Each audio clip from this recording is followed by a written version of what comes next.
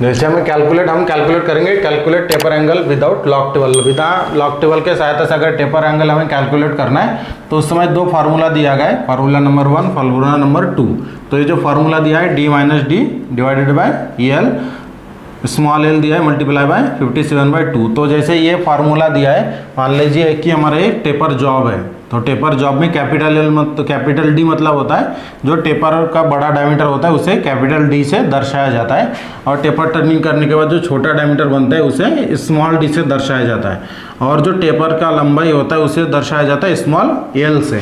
तो इसी प्रकार से यहाँ पर जो दिया गया है कैपिटल डी मतलब बिग डायमीटर ऑफ जॉब, जैसे कि ये डायग्राम में दिखाया गया है, उसी प्रकार से स्मॉल डी मतलब स्मॉल डायमीटर ऑफ जॉब, जैसे यहाँ पर आप देख सकते हैं स्मॉल डी दिखाया गया है, और एल मतलब लेंथ ऑफ टेपर, जो हमें जॉब का मान लीजिए हमारा एक जॉब है, ये जॉब का टेपर की लंबाई को दर्शाते हैं स्मॉल एल से। उसके बाद जो फार्मूला दिया गया है, इस फार्मूला का उपयोग करके हमें कैलकुलेट करना है एग्जाम्पल के लिए कि किस तरह से बिना लॉक टेबल से टेपर एंगल को निकाला जाता है। तो सबसे पहले हमें फार्मूला लिख लेना है, जैसे D capital D minus small D divided by L 57/2। जैसे हमने फार्मूला लिख लिया, इसके बाद फार्मूला में वैल्यू पुटअप करना। जैसे कैपिटल डी कितना दिया गया है 50 mm, उसके बाद स्मॉल डी दिया है माइनस 25 mm, उसके बाद टेपर का लंबाई कितना दिया है 50 mm, इसके बाद मल्टीप्लाई में कितना है, जैसे जो वैल्यू जैसा का वैसा हमें यहाँ पर लिखना है। उसके बाद क्या करना है, जैसे 50 में से 25 माइनस करना है, तो इसमें इसका आंसर आता है 25, और नीचे जो वैल्यू दिया है वही वैल्यू को हमें लिखना है। उसके बाद साइड में मल्टीप्लाई में 57/2। अभी हमें क्या करना है, जैसे हमें क्रॉस मल्टीप्लाई नहीं करना है, जैसे ये सीधा सीधा हमें मल्टीप्लाई करना है। जैसे 25 को 57 से मल्टीप्लाई करने के बाद कितना आता है, यहाँ पर 1425, ये इसका आंसर आता है। जो अगर हम 25 से 57 को मल्टीप्लाई करते हैं तो इसका आंसर आता है 1425। इसके बाद नीचे 50 × 2 मतलब 100 आता है। इसके बाद इसका जब अगर कैलकुलेशन करेंगे हम तो इसका एंगल आ जाता है 14.25, ये हमारा डिग्री है। यहाँ जो हमने कैलकुलेट करके निकाला है ये हमारा डिग्री है।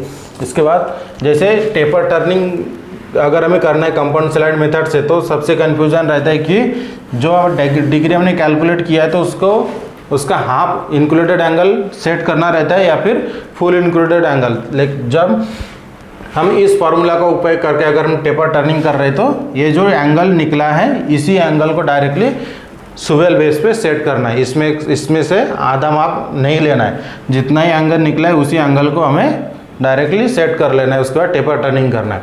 ये हो गया फार्मूला नंबर 1 से डायरेक्टली बिना लॉक टेबल के सहायता से एंगल किस तरह से निकाला जाता है। उसके बाद दूसरा फार्मूला जैसे यहाँ पर दिया गया था d minus D divided by 2l, इसी से भी एक एग्जाम्पल के तौर पर हम कैलकुलेट करके आपको दिखाते हैं। तो जैसे साइज दिया गया था इसी साइज को हम कैलकुलेट करेंगे। Capital D 50 mm, small D दिया है 25, और टेपर की लंबाई 50। तो सबसे पहले जो फार्मूला है फार्मूला को लिख लेना है इस तरह से, d minus D divided by 2l हमारा फार्मूला हो गया। इसके बाद फार्मूला में वैल्यू पुटअप करना है। जैसे कैपिटल डी कितना दिया गया 50 mm, यहाँ पर 50 mm, स्मॉल डी दिया है माइनस का सिंबल स्मॉल डी 25, उसके बाद डिवाइडेड बाय 2l, 2 × टेपर की लंबाई कितना दिया है 50 mm, तो उसी को यहाँ पर इस तरह से लिख लेना है। उसके बाद कैलकुलेट करना है हमें। जैसे 50 है, 50 में से 25 माइनस करेंगे तो 25 यहाँ पर रहता है। उसके बाद 50 × 2 मतलब 100 mm, 100 होता है। इसके बाद इन दोनों का कैलकुलेट करने के बाद इसका आंसर आ जाता है 0.25।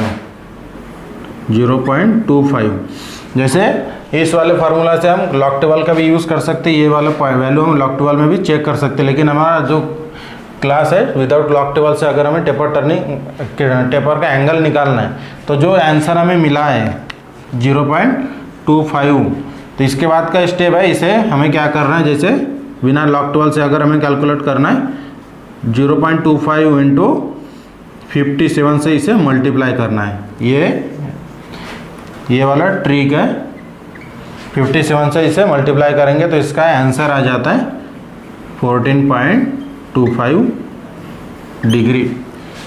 यह है शॉर्टकट मेथड, जो इस मेथड से बिना लॉक टेबल से डायरेक्टली टेपर एंगल निकलता है। और इस फार्मूला से भी अगर जब हम टेपर टर्निंग कैलकुलेट कर रहे हैं तो जो एंगल हमें मिला है इसी एंगल को ही कंपाउंड स्लाइड के स्विवेल बेस में सेट करके इसी एंगल में ही हमें टेपर टर्निंग करना है। कंफ्यूज नहीं होना है कि हमें एंगल कितना सेट करना है, जैसे एंगल हमने कैलकुलेट किया उसका हाफ सेट करना है या फिर उसका फुल एंगल सेट करना है। जितना एंगल दिया गया है उसी एंगल को हमें सेट करके टेपर टर्निंग करना है। इस तरह से जो हमारा टॉपिक है कि calculate taper angle without log table से अगर हमें टेपर एंगल कैलकुलेट करना है तो किस तरह से कैलकुलेट किया जाता है। इसके लिए दो फार्मूला दिया है। फार्मूला 1 जिसके सहायता से हमें फार्मूला 1 और 2 के सहायता से हमने कैलकुलेट करके आपको दिखाया गया। इस तरह से हमारा जो था कि calculate taper angle by compound slide method. ध्यान में रखें कि ये जो हमने कैलकुलेट किया है अगर हमें कंपाउंड स्लाइड मेथड के सहायता से अगर टेपर टर्निंग करना है तभी ये दोनों फार्मूला का उपयोग करना है बिना लॉक टेबल्स का यूज करते हुए।